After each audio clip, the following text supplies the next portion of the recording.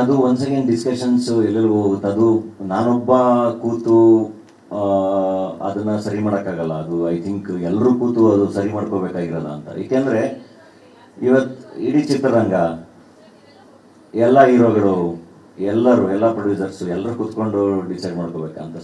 ಅದೇನಾಗುತ್ತೆ ಅಂದರೆ ಇದು ಯಾರ ಕಂಟ್ರೋಲ್ಗೂ ಸಿಗಲ್ಲ. ಏಕೆಂದರೆ ಎಲ್ಲರ ಕೈಯಲ್ಲೂ ಮೊಬೈಲ್ ಇದೆ ಇವತ್ತು. ಈಗ ಮೊದಲಾದರೆ ಮೀಡಿಯಾ ಅಂತ ಸೆಪ್ರೇಟಾಗಿ ಇತ್ತು.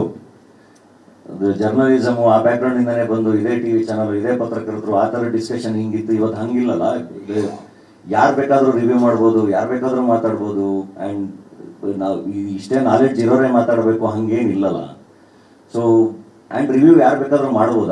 ಅದು ಆ ಸ್ವತಂತ್ರ ಇದೆ ಎಲ್ರಿಗೂ. ಆ್ಯಂಡ್ ಡೆಫಿನೆಟ್ಲಿ ಅದನ್ನು ಹೇಳ್ತಿರೋದು ಕ್ರಿಟಿಸಿಸಮ್ಸ್ನ ತಗೋಬೋದು. ಬಟ್ ಅದನ್ನು ಮೆಚೂರ್ಡ್ ಲೆವೆಲಲ್ಲಿ ಮಾಡಬೇಕಲ್ಲ. ಇವತ್ತು ಮೊಬೈಲ್ ಇರೋದ್ರಿಂದ ಯಾರು ಹೆಂಗೆ ಬೇಕಾದರೂ ಹೇಳ್ತಾರೆ. ಆ್ಯಂಡ್ ಅದನ್ನು ಇಮಿಡಿಯೇಟಾಗಿ ಇವಾಗ ನಾನು ಆಗಲೇ ಹೇಳಿದೆ, ಮದರ್ ಪ್ರಾಮಿಸ್ ಸಿನಿಮಾ ಬಗ್ಗೆ ಮಾತಾಡಿರೋಷ್ಟು ವಿಡಿಯೋಗಳು ಎಲ್ಲ ಪಾಸಿಟಿವ್ ಆಗಿ ಎಷ್ಟಿದೆ ಅಂದರೆ, ಬಟ್ ಒಂದು ನೆಗೆಟಿವ್ ವಿಡಿಯೋ ಬಂದರೆ ಅದನ್ನ ಎಲ್ಲ ಫಾರ್ವರ್ಡ್ ಮಾಡ್ಕೊಂಡಿರ್ತಾರೆ. ಸೊ ಐ ಥಿಂಕ್ ಕನ್ಸಂಪ್ಷನ್ನಲ್ಲೂ ನಾವು ಸಮಸ್ಯೆ ಮಾಡ್ಕೋತಾ ಇದ್ದೀವಿ. ಒಳ್ಳೆಯದನ್ನು ನಾವು ಫಾರ್ವರ್ಡೇ ಮಾಡ್ತಾ ಇಲ್ಲ. ಸೊ ಅದನ್ನು ಹೆಂಗೆ ಕಂಟ್ರೋಲ್ ಮಾಡೋದು ಡೆಫಿನೆಟ್ಲಿ ವಿಡೋಣ. ಅದಕ್ಕೇನೆ ಇವತ್ತು ಫಸ್ಟೇ ಎಲ್ಲದಕ್ಕೂ ಒಂದು ಕಾಸಿವೆ. ಈಗ ಪೈರಸಿ ಆಗುತ್ತೆ, ಅದಕ್ಕೆ ಆಂಟಿ ಪೈರಸಿ ಫಸ್ಟೇ ಅವ್ರ ಜೊತೆ ಟೈ ಅಪ್ ಆಗಬೇಕು. ನೆಕ್ಸ್ಟು ಈ ಥರ ಎಲ್ಲ ಮಾಡ್ತಾರೆ ಅಂದರೆ ಅದಕ್ಕೊಂದು ಆರ್ಡರ್ ಇದೆ, ಅದನ್ನು ತೊಗೊಬರ್ಬೇಕು. ಅದನ್ನ ಸಿನಿಮಾ ಪ್ರೊಡಕ್ಷನ್ ಜೊತೆಗೆ ಅದನ್ನೆಲ್ಲ ತೊಗೊಬಂದು ರಿಲೀಸ್ ಮಾಡಿದಾಗ ಈ ಥರದ್ದು ವಿಡಿಯೋಗಳೆಲ್ಲ ಡಿಲೀಟ್ ಆಗ್ತಾ ಹೋಗ್ತವೆ ಇಮಿಡಿಯೇಟಾಗಿ. ಇಲ್ಲಾಂದರೆ ಡೆಫಿನೆಟ್ಲಿ ಒಬ್ಬ ನಿರ್ಮಾಪಕರುಗಳು ಅಷ್ಟೊಂದೆಲ್ಲ ಮಾಡಿ ಇದರಿಂದ ಡೆಫಿನೆಟ್ಲಿ ಹಾರ್ಮ್ ಆಗುತ್ತೆ. ಆ್ಯಂಡ್ ಯಾರು ಏನಕ್ಕೆ ಯಾರನ್ನ ಟಾರ್ಗೆಟ್ ಮಾಡ್ತಾರೆ ಯಾರಿಗೆ ಗೊತ್ತು. ಈಗ ನಾನು ಒಬ್ಬರ ಅಭಿಮಾನಿಯಾಗಿ ಇನ್ನೊಬ್ಬರ ಸಿನಿಮಾ ನನಗೆ ಇಷ್ಟ ಆಗ್ದಲೇನೂ ಮಾಡ್ಬೋದು, ಅಥವಾ ನನಗೆ ಆ ಆ್ಯಕ್ಟ್ರು ಪರ್ಸ್ನಲಿ ಇಷ್ಟ ಆಗ್ದಲ್ಲೇ ಮಾಡ್ಬೋದು. ಇನ್ನು 1000 ಕಾರಣಕ್ಕೆ ಏನು ಬೇಕಾದರೂ ಮಾಡ್ಬೋದಲ್ವಾ. ಸೊ ಅದನ್ನು ಹೆಂಗೆ ಯಾರಾದರೂ ಕಂಟ್ರೋಲ್ ಮಾಡೋದು?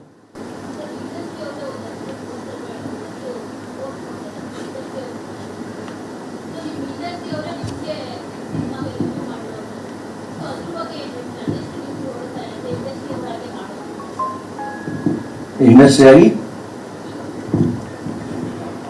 ಕೆಲವರು ಇಂಡಸ್ಟ್ರಿ ಅವರೇ ಚಿಕ್ಕ ಪುಟ್ಟ ಆಕ್ಟರ್ಸ್ಗಳಿರ್ಬೋದು, ಆಕ್ಟರ್ಗಳಿರ್ಬೋದು, ಕೆಲವ್ರದ್ದು ನಾನು ಪೋಸ್ಟ್ ನೋಡಿದೆ ನಿಮ್ಮ ಸಿನಿಮಾ ಬಗ್ಗೆ ನೆಗೆಟಿವ್ ರಿವ್ಯೂ ಮಾಡಿರೋಂಥದ್ದು. ಸೊ ಅದು ನೀವು ಇಂಡಸ್ಟ್ರಿ ಅವರಾಗಿ ಅವರೇ ಮಾಡ್ತಿರೋದು ನಿಮ್ಮ ಇಂಡಸ್ಟ್ರಿಗೆ ಎಷ್ಟು ಹೊಡೆತ ಅಂತ. ನಾನು ಅಂದರೆ ನನಗೆ ಅದು ಕಣ್ಣಿಗೆ ಬಿದ್ದಿಲ್ಲ ಪೋಸ್ಟ್. ದಯವಿಟ್ಟು ಕಳಿಸಿ, ನಾನು ನೋಡ್ತೀನಿ. It's okay. ಅವ್ರಿಗೆ ಅನಿಸಿದ್ದನ್ನು ಅವ್ರು ಹೇಳಿದ್ರೆ ನನಗೇನು it's okay, I take it. ಆದರೆ ಅದನ್ನು ಸೀದಾ ಕಟ್ರೋಟಾಗಿ ಇದಿದೆ ಅಂತ ಜಡ್ಜ್ ಮಾಡೋಕ್ಕೆ ಅವ್ರು ಯಾರು ಅಲ್ವಲ್ಲ. ಈಗ ಅವ್ರು ಇನ್ನೊಬ್ರು ನಿರ್ದೇಶಕರಾಗಿರ್ಬೋದು, ಇನ್ನೊಬ್ರು ನಟರಾಗಿರ್ಬೋದು, ಎಲ್ಲ ಆಗಿರ್ಬೋದು. ಆ ಥರ ಆ್ಯಸ್ ಎ ಇಂಡಸ್ಟ್ರಿ ಚಿತ್ರರಂಗದವರಾಗಿ ನಾವು ಹಂಗೆ ಹೇಳೋಕ್ಕೆ ಆಗಲ್ಲ. ನಾವು ಪ್ರೇಕ್ಷಕರಾಗಿ ಕೂತು ಮಾತಾಡ್ಬೋದು, ಅಥವಾ ನಾವು ಹಂಗೆ ಹೇಳಬೇಕಾದ್ರೂ ನಾನು ಪ್ರೇಕ್ಷಕನಾಗಿ ಹೇಳ್ತೀನಿ ಅಂತ ಹೇಳ್ಬೋದು. ಬಿಟ್ರೆ ನಾವು ಚಿತ್ರರಂಗವಾಗಿ ಮಾತಾಡೋಕ್ಕೆ ಯಾರು ಮಾತಾಡೋಕ್ಕಾಗಲ್ಲ. ಏಕೆಂದರೆ ಎಲ್ಲ ಸಿನಿಮಾ ಮಾಡಿರೋರು ಎಲ್ಲರೂ ಕಮರ್ಷಿಯಲಿ ಹಿಟ್ ಆಗಿರೋ ಸಿನಿಮಾಗಳನ್ನ ಕೊಟ್ಟಿರ್ತಾರೆ, ವರ್ಕೌಟ್ ಆಗದೇ ಇರೋ ಸಿನಿಮಾನು ಕೊಟ್ಟಿರ್ತಾರೆ. ಒಂದಿಷ್ಟು ಜನಕ್ಕೆ ಚೆನ್ನಾಗಿದೆ ಅನ್ನೋ ಸಿನಿಮಾನು ಕೊಟ್ಟಿರ್ತಾರೆ, ಚೆನ್ನಾಗಿಲ್ಲ ಅನ್ನೋ ಸಿನಿಮಾಗಳನ್ನು ಕೊಟ್ಟಿರ್ತಾರೆ. ಆ್ಯಂಡ್ ಪ್ರತಿ ಸಿನಿಮಾದಲ್ಲೂ ಎಲ್ಲರೂ ಒಪ್ಸೋಕ್ಕಾಗಲ್ಲ. ಎವ್ರಿ ಸಿನಿಮಾ, ನೀವು ಅದು ಎಷ್ಟೇ ದೊಡ್ಡ ಸಿನಿಮಾ ತಗೊಳ್ಳಿ, ಪ್ರತಿ ಸಿನಿಮಾಗಳಲ್ಲೂ ನನಗೆ ಇಷ್ಟ ಆಯಿತು ಇಷ್ಟ ಆಗಲಿಲ್ಲ ಅನ್ನೋದು ಇದ್ದೇ ಇರುತ್ತೆ. ಬಟ್ ಬಾಕ್ಸ್ ಆಫೀಸ್ ಕಲೆಕ್ಷನ್ ಮೇಲೆ ಇದು ಗೆಲ್ತಾ ಇಲ್ವಾ ಅಂತ ಡಿಸೈಡ್ ಆಗುತ್ತೆ. ಬಿಟ್ರೆ ಎಷ್ಟೊಂದು ಸಿನಿಮಾಗಳು ಕೆಲವೊಬ್ಬರಿಗೆ ಒಳ್ಳೆ ಸಿನಿಮಾಗಳು, ಗ್ರೇಟ್ ಸಿನಿಮಾಗಳು, ಅದೇ ಸಿನಿಮಾಗಳೇ ಕೆಲವೊಬ್ಬರಿಗೆ ಬೋರಿಂಗ್ ಸಿನಿಮಾಗಳು, ಚೆನ್ನಾಗಿಲ್ಲದಿರೋ ಸಿನಿಮಾಗಳು. ಸೊ ಆ ಥರದ್ದು ಎಲ್ಲದೂ ಇದ್ದೇ ಇರುತ್ತೆ. ನಿಮ್ಗೆ ಇಷ್ಟ ಆಗದಿರೋ ಸಿನಿಮಾ ನನಗೆ ಇಷ್ಟ ಆಗ್ಬೋದು, ನಂಗೆ ಇಷ್ಟ ಆಗದಿರೋದು ನಿಮ್ಗೆ ಇಷ್ಟ ಆಗ್ಬೋದು. ಎಲ್ಲರೂ ಇವಾಲ್ವ್ ಆಗಿರೋ ರೀತಿನೇ ಬೇರೆ ಬೇರೆ ಇರುತ್ತಲ್ಲ. ಸೊ ಹಂಗಿದ್ದಾಗ ಐ ಥಿಂಕ್ ಅವರು ಆ ಥರ ಅಂದರೆ ರಿವ್ಯೂಸ್ ಬರೆಯೋದು ಓಕೆ. ಬಟ್ ಏನು ಹೇಳ್ತೀನಿ ಅಂದರೆ, ಯಾವಾಗಲೂ ಕೆಲವು ಸಿನಿಮಾಗಳು ಗೆಲ್ಲಬೇಕು ಅಂತಾನೆ ನಾವು ಚಿತ್ರರಂಗದವರಾಗಿ ಆಸೆ ಪಡಬೇಕು. ನಾವು ಚಿತ್ರರಂಗದ ಸಿನಿಮಾಗಳು ಗೆದ್ದಾಗ ಸಂಭ್ರಮಿಸ್ಬೇಕು, ವಿಶ್ ಮಾಡಬೇಕು.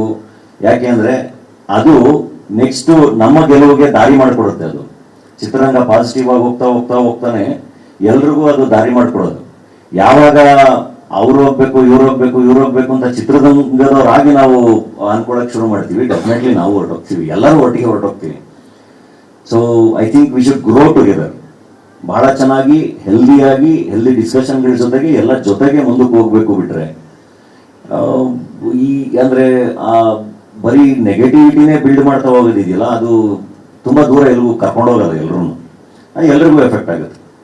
ನೀವು ಪೇಯ್ಡ್ ಪ್ರೀಮಿಯರ್ಸ್ ಅಲ್ಲಿ ಸ್ವಲ್ಪ ಜನ ಇನ್ಫ್ಲೂಯೆನ್ಸರ್ಸ್ ಬಂದಿದ್ರು, ಅವ್ರು ನಿಮ್ಮ ಪಕ್ಕನೇ ಕುತ್ಕೊಂಡು ನಿಮ್ಮ ಸಿನಿಮಾ ಹಂಗಿದೆ ಹಿಂಗಿದೆ ಅಂತ ಹೇಳ್ಬಿಟ್ಟು ಸೂಪರ್ ಆಗಿ ಹೊಗಳಿದ್ರು.